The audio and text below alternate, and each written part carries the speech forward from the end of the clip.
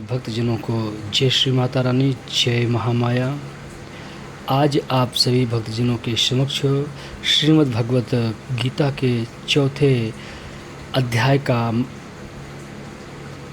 पाठ करेंगे। ओम श्री परमात्मने नमः।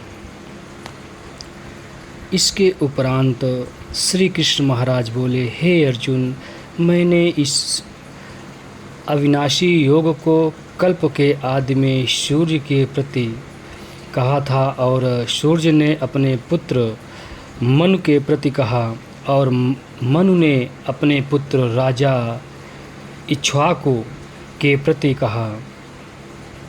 इस प्रकार परंपरा से प्राप्त हुए इस योग को राजर्षियों ने जाना, परंतु हे अर्जुन, वह योग बहुत काल से इस पृथ्वी लोक में लोप प्रायः हो गया है।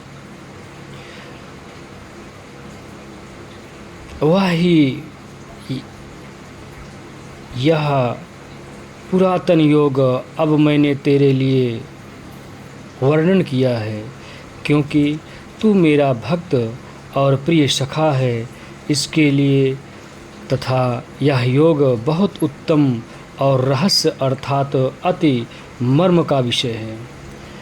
इस प्रकार भगवान श्री कृष्ण चंद्र महाराज के वचन सुनकर अर्जुन ने पूछा, हे भगवान, आपका जन्म तो आधुनिक अर्थात अब हुआ है और सूर्य का जन्म बहुत पुराना है, इसलिए इस योग को कल्प के आदि में आपने कहा था, यह मैं कैसे जानूं? इस पर श्री कृष्ण महाराज बोले, हे अर्जुन, मेरे और तेरे बहुत से जन्म हो चुके हैं, परंतु हे परंतप, उन सब को तू नहीं जानता है और मैं जानता हूँ। मेरा जन्म प्राकृतिक मनुष्यों के सदृश नहीं है। मैं अविनाशी स्वरूप अजन्मा होने पर भी तथा सब भूत प्राणियों का ईश्वर होने पर भी अपनी प्रकृति को अधीन करके योग माया से प्रकट होता हूँ। हे भारत, जब जब धर्म की हानि और अधर्म की वृद्धि होती है, तब तब ही मैं अपने रूप को रचता हूँ अर्थात प्रकट करता हूँ, क्योंकि साधु पुरुषों का उद्धार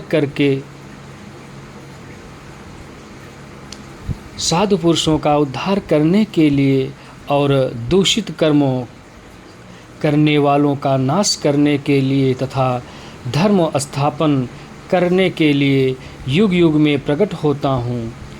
इसलिए हे अर्जुन, मेरा वह जन्म और कर्म दिव्य अर्थात अलौकिक है।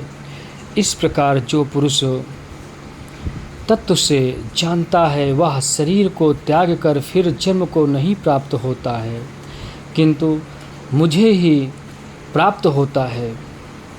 हे अर्जुन, पहले भी राग, भय और क्रोध से रहित अनन्य भाव से मेरे में स्थिति वाले मेरे शरण हुए बहुत से पुरुष ज्ञान रूप तप से पवित्र हुए मेरे स्वरूप को प्राप्त हो चुके हैं। क्योंकि हे अर्जुन, जो मेरे को जैसे भजते हैं, मैं भी उनको वैसे ही भजता हूँ। इस रहस्य को जानकर ही बुद्धिमान मनुष्यगण सब प्रकार से मेरे मार्ग के अनुसार बरतते हैं अर्थात बर्ताव करते हैं। जो मेरे को तत्व से नहीं जानते हैं, वे पुरुष इस मनुष्य लोक में कर्मों के फल को चाहते हुए देवताओं को पूजते हैं और उनके कर्मों से उत्पन्न हुई सिद्ध भी शीघ्र ही होती है, परंतु उनको मेरी प्राप्ति नहीं होती। इसलिए तू मेरे को ही सब प्रकार से भज। हे अर्जुन, गुण और कर्मों के विभाग से ब्राह्मण, क्षत्रिय, वैश्य और शूद्र मेरे द्वारा रचे गए हैं, जो कि मनुष्यों के शरीर में वर्ण है। उनके कर्ता को भी मुझ अविनाशी परमेश्वर को तू अकर्ता ही जान, क्योंकि कर्मों के फल में मेरी स्पृहा नहीं है, इसलिए मेरे को कर्म लिपायमान नहीं करते। इस प्रकार जो मेरे को तत्व से जानता है वह भी कर्मों से नहीं बंधता है, तथा पहले होने वाले मुमुक्षु पुरुषों द्वारा भी इस प्रकार जानकर ही कर्म किया गया है। इससे तू भी पूर्वजों द्वारा सदा से किए हुए कर्मों को ही कर, परंतु कर्म क्या है और अकर्म क्या है, ऐसे इस विषय में बुद्धिमान पुरुष भी मोहित हैं। इसलिए वह कर्म अर्थात कर्मों का तत्व तेरे लिए अच्छे प्रकार कहूँगा कि जिसको जानकर तू अशुभ अर्थात संसार बंधन से छूट जाएगा। कर्म का स्वरूप भी जानना चाहिए और अकर्म का स्वरूप भी जानना चाहिए, तथा निषिद्ध कर्म का स्वरूप भी जानना चाहिए, क्योंकि कर्म की गति गहन है। जो पुरुष कर्म में अर्थात अहंकार रहित की हुई संपूर्ण चेष्टाओं में अकर्म अर्थात वास्तव में उनका न होना पना देख और जो पुरुष अकर्म में अर्थात अज्ञानी पुरुष द्वारा किए हुए संपूर्ण क्रियाओं के त्याग में भी कर्म को अर्थात त्याग रूप क्रिया को देखे, वह पुरुष मनुष्यों में बुद्धिमान है। और वह योगी संपूर्ण कर्मों का करने वाला है। हे अर्जुन, जिसके संपूर्ण कार्य कामना और संकल्प से रहित है, ऐसे उस ज्ञान रूप अग्नि द्वारा भस्म हुए कर्मों वाले पुरुष को ज्ञानी जन भी पंडित कहते हैं। जो पुरुष सांसारिक आश्रय से रहित सदा परमानंद परमात्मा में तृप्त है, वह कर्मों के फल और संग अर्थात कर्तृत्व अभिमान को त्याग कर कर्म में अच्छी प्रकार बढ़ता हुआ भी कुछ भी नहीं करता है। यह जीत लिया है अंतःकरण और शरीर जिसने, तथा त्याग दी है संपूर्ण भोगों की सामग्री जिसने, ऐसा आशा रहित पुरुष केवल शरीर संबंधी कर्मों को करता हुआ भी पाप को नहीं प्राप्त होता है। अपने आप जो कुछ अप्राप्त हो उसमें ही संतुष्ट रहने वाला और हर्ष शोकादि द्वंद्वों से अतीत हुआ तथा मत्सरता अर्थात ईर्ष्या से रहित सिद्धि और असिद्धि में समत्व भाव वाला पुरुष कर्मों को करके भी नहीं बंधता है, क्योंकि आसक्ति से रहित ज्ञान में स्थित हुए चित्त वाले यज्ञ के लिए आचरण करते हुए मुक्त पुरुष के संपूर्ण कर्म नष्ट हो जाते हैं।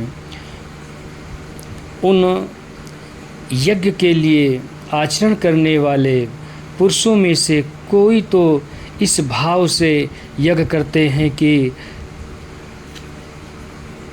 अर्पण अर्थात अस्त्रुवादिक भी ब्रह्म है और हवि अर्थात हवन करने योग्य द्रव्य भी ब्रह्म है और ब्रह्म रूप अग्नि में ब्रह्मा रूप कर्ता के द्वारा जो हवन किया गया है वह भी ब्रह्म ही है। इसलिए ब्रह्म रूप कर्म में समाधिस्थ हुए उस पुरुष द्वारा जो प्राप्त होने योग्य है वह भी ब्रह्म ही है। और दूसरे योगी जन देवताओं के पूजन रूप यज्ञ को ही अच्छी प्रकार उपासते हैं अर्थात करते हैं और दूसरे ज्ञानी जन परब्रह्म परमात्मा स्वरूप अग्नि में यज्ञ के द्वारा ही यज्ञ को हवन करते हैं। अन्य योगी जन श्रोतादिक सब इंद्रियों को संयम अर्थात स्वाधीनता रूप अग्नि में हवन करते हैं अर्थात इंद्रियों को विषयों से रोककर अपने वश में कर लेते हैं। और दूसरे योगी लोग शब्दादिक विषयों को इंद्रिय रूप अग्नि में हवन करते हैं अर्थात राग द्वेष रहित इंद्रियों द्वारा विषयों को ग्रहण करते हुए भी भस्म रूप करते हैं। दूसरे योगी जन संपूर्ण इंद्रियों की चेष्टाओं को तथा प्राणों को व्यापार को ज्ञान से प्रकाशित हुए परमात्मा में स्थिति रूप योगाग्नि में हवन करते हैं। दूसरे कई पुरुष ईश्वर अर्पण बुद्धि से लोक सेवा में द्रव्य लगाने वाले हैं। वैसे ही कई पुरुष स्वधर्म पालन रूप तप यज्ञ को करने वाले हैं और कई अष्टांग योग रूप यज्ञ को करने वाले हैं और दूसरे अहिंसा आदि तीक्ष्ण व्रतों से युक्त यत्नशील पुरुष भगवान के नाम का जप तथा भगवत प्राप्ति विषय का शास्त्रों का अध्ययन रूप ज्ञान यज्ञ के करने वाले हैं। दूसरे योगी जन अपान वायु में प्राणवायु को हवन करते हैं। वैसे ही अन्य योगी जन प्राणवायु में अपान वायु को हवन करते हैं तथा अन्य योगी जन प्राण और अपान की गति को रोककर प्राणायाम के परायण होते हैं। दूसरे नियमित आहार करने वाले योगी जन प्राणों को प्राणों में ही हवन करते हैं। इस प्रकार यज्ञों द्वारा नाश हो गया है। पाप जिनका ऐसे यह सब ही पुरुष यज्ञों को जानने वाले हैं। हे कुरुश्रेष्ठ अर्जुन, यज्ञों के परिणाम स्वरूप ज्ञानामृत को भोगने वाले योगी जन सनातन परब्रह्म परमात्मा को प्राप्त होते हैं और यज्ञ रहित पुरुष को यह मनुष्य लोक भी सुखदायक नहीं है। फिर परलोक कैसे सुखदायक होगा? ऐसे बहुत प्रकार के यज्ञ वेद की वाणी में विस्तार किए गए हैं। उन सब को शरीर मन और इंद्रियों की क्रिया द्वारा ही उत्पन्न होने वाले ज्ञान। इस प्रकार तत्व से जानकर निष्काम कर्म योग द्वारा संसार बंधन से मुक्त हो जाएगा। हे अर्जुन, सांसारिक वस्तुओं से सिद्ध होने वाले यज्ञ से ज्ञान रूप यज्ञ सब प्रकार श्रेष्ठ है, क्योंकि हे पार्थ, संपूर्ण यावन मात्र कर्म ज्ञान में शेष होते हैं, अर्थात ज्ञान उनकी पराकाष्ठा है। इसलिए तत्व को जानने वाले ज्ञानी पुरुषों से भली प्रकार दंडवत प्रणाम तथा सेवा और निष्कपट भाव से किए हुए प्रश्न द्वारा उस ज्ञान को जान। वे मर्म को जानने वाले ज्ञानी जन तुझे उस ज्ञान का उपदेश करेंगे कि जिसको जानकर तो फिर इस प्रकार मोह को प्राप्त नहीं होगा। और हे अर्जुन, जिस ज्ञान के द्वारा सर्वव्यापी अनंत चेतन रूप हुआ अपने अंतर्गत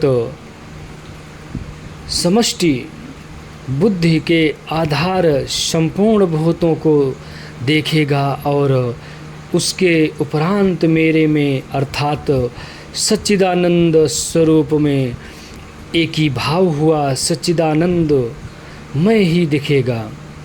यदि तू सब पापियों से भी अधिक पाप करने वाला है तो भी ज्ञान रूप नौका द्वारा निसंदेह संपूर्ण पापों को अच्छी प्रकार तर जाएगा। हे अर्जुन, जैसे प्रज्वलित अग्नि ईंधन को भस्मय कर देता है, इसीलिए इस संसार में ज्ञान के समान पवित्र करने वाला निसंदेह कुछ भी नहीं है। उस ज्ञान को कितने ही काल से अपने आप समत्त बुद्धि रूप योग के द्वारा अच्छी प्रकार शुद्धांतःकरण, जिसका मतलब शुद्ध अंतःकरण हुआ पुरुष अर्थात आत्मा में अनुभव करता है। हे अर्जुन, जितेंद्रिय तत्पर हुआ श्रद्धावान पुरुष ज्ञान को प्राप्त होता है। ज्ञान को प्राप्त होकर तत्क्षण भगवत प्राप्ति रूप परम शांति को प्राप्त हो जाता है। हे अर्जुन,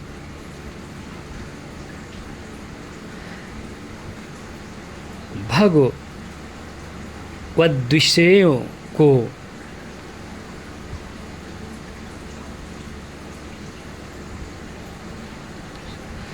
भगवद विषय को न जानने वाला तथा श्रद्धा रहित और संयुक्त रूप परमार्थ से भ्रष्ट हो जाता है।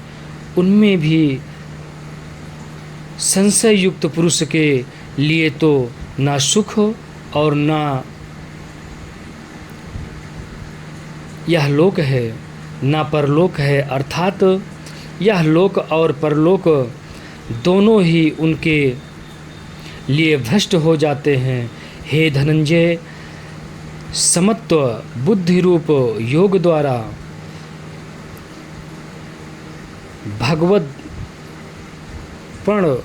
भगवदर्पण कर दिए गए हैं। संपूर्ण कर्म जिनके और ज्ञान द्वारा नष्ट हो गए हैं, सब संशय जिसके ऐसे परमात्मा परायण पुरुष को कर्म नहीं बांधते हैं। इससे हे भरतवंशी अर्जुन, तू समत्व बुद्धि रूप योग में स्थित हो और अज्ञान से उत्पन्न हुए हृदय में स्थित इस अपने संयम अर्थात संशय को ज्ञान रूप तलवार द्वारा छेदन करके युद्ध के लिए खड़ा हो। ओम श्री मद्भगवत गीता रूपी उपनिषद एवं ब्रह्म विद्या तथा योग शास्त्र विषय यक श्री कृष्ण और अर्जुन संवाद में ज्ञान कर्म संन्यास योग नामक चौथा अध्याय। ओम तत्सत। आप समस्त भक्तजनों को जो भी हमारे चैनल को सब्सक्राइब ना किए हों, ज़्यादा से ज़्यादा हमारे चैनल को शेयर करें, वीडियो को शेयर करें, हमारे चैनल को लाइक करें और लोगों से लाइक कराएं। जय माता दी, जय श्री महाकाल, जय योग माया।